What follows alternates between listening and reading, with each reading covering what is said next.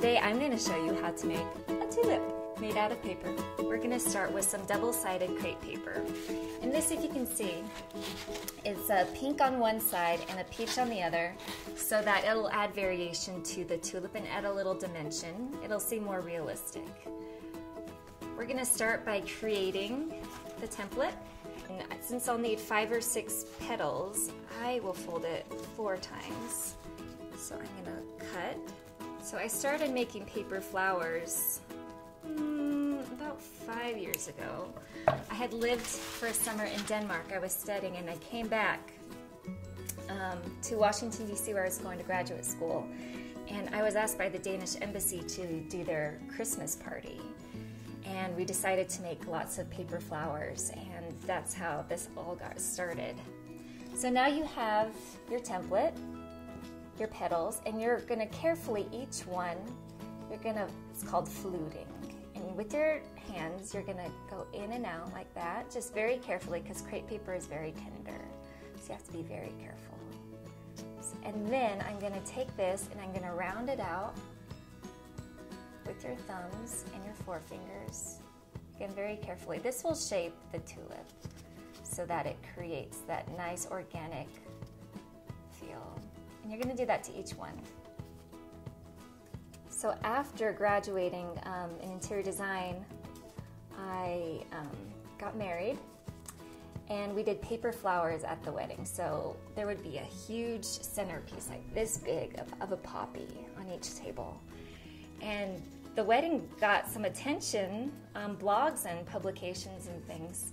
So when I moved to Denmark, that's where my husband was from, I couldn't work legally for the first long while, so I started making paper flowers, and people started to buy them. And soon I went over to London for the royal wedding. And I wore this I made a big flower fascinator hat, and I got featured in like Vogue and CNN and things like that, and it was really wild. And it really helped bolster the traffic on the house that Lars built and my Etsy shop, where I sell a lot of my designs. So now I'm taking a piece of wire, it's a piece of floral wire, and I cut it in half because these are going to be the stems. I have all my tulip petals now curled and fluted, and we're going to turn it into the flower. So I'm going to add a dab of glue on the bottom of the petal, just a bit.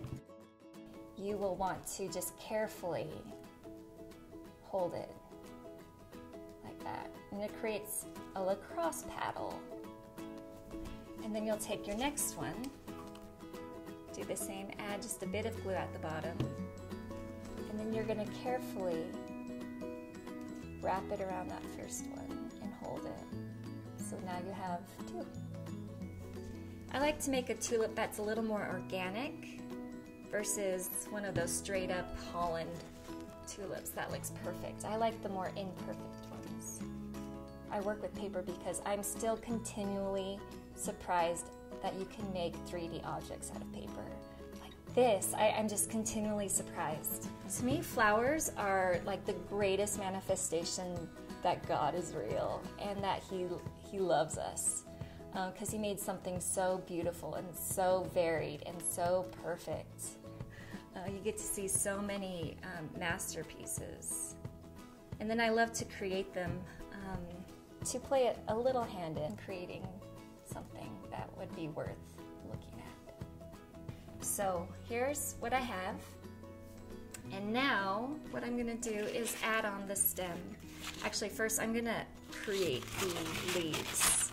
So I'm going to take the width of the paper, and then like the petals, I'm going to fold it over, and I'm going to make 2 leaves.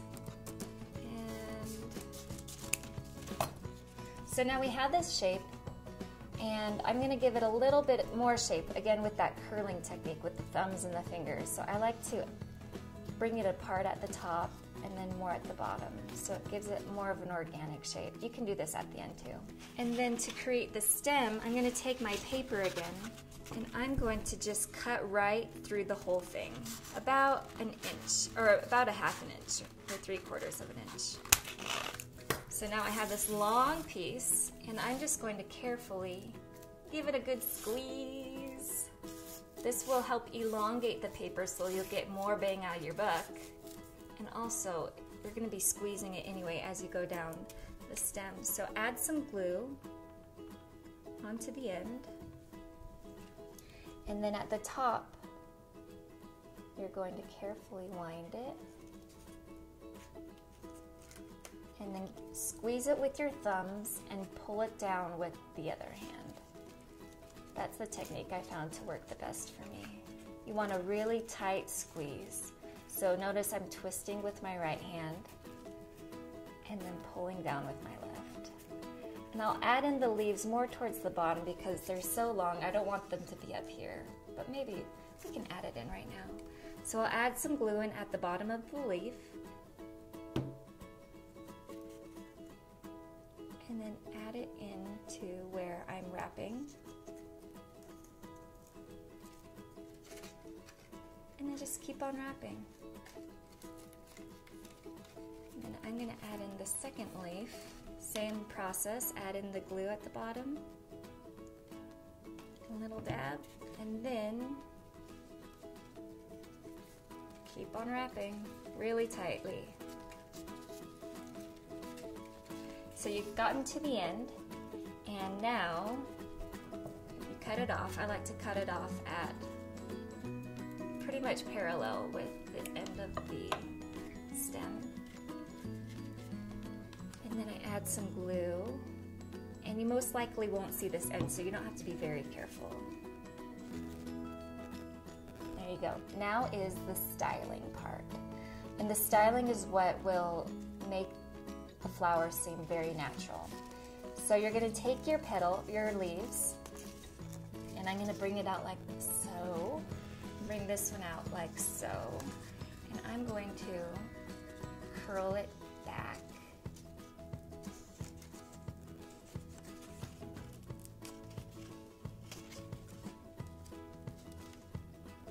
So that's what gives it the more organic feeling of the tulip. So the stamen inside of the tulip are the long pieces, the yellow pieces. We're going to add that in. So to create the yellow middles, with the grain of the paper, I'm cutting about 1 inch by 2.5 inches. I'm going to stretch it out with my thumbs. I'm going to glue it at the end. And then I like to twist it so it doesn't look as tubey. And then I'm going to add some glue at the bottom and stick it in.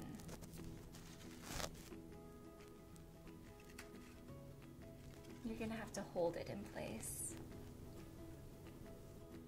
I'm going to do one more of those.